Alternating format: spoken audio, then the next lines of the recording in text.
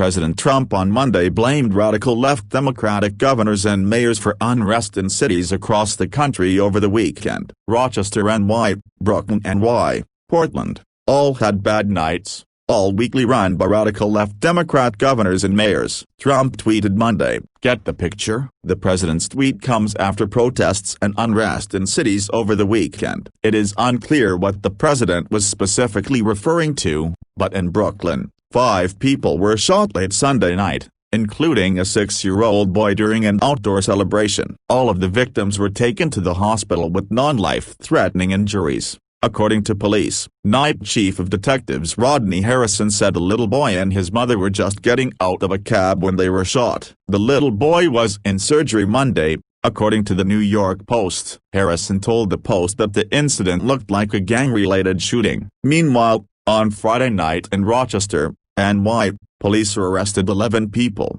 and 3 police officers were injured after protests turned violent for the third night in a row after the leader of Rochester's police union defended the 7 officers linked to the death of Daniel Prude, a black man, who died in March. Prude died of asphyxiation, with drug use a contributing factor, after police placed a spit bag over his head during his arrest a week earlier. But Secretary to New York Gov. Andrew Cuomo, Melissa DeRosa, responded to the president on Twitter Monday, saying that the majority of protests Sunday night were described as peaceful. "Sadly for this president, a peaceful protest is a bad night. He thrives on anarchy and stokes the flames of division," DeRosa tweeted.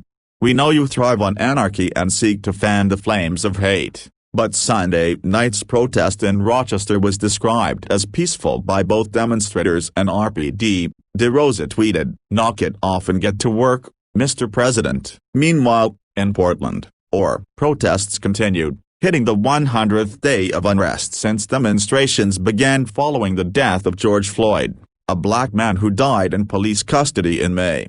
The president's comments come as he and White House officials have criticized Democratic politicians, urging them to step up as protests and violence continue to rock cities and towns.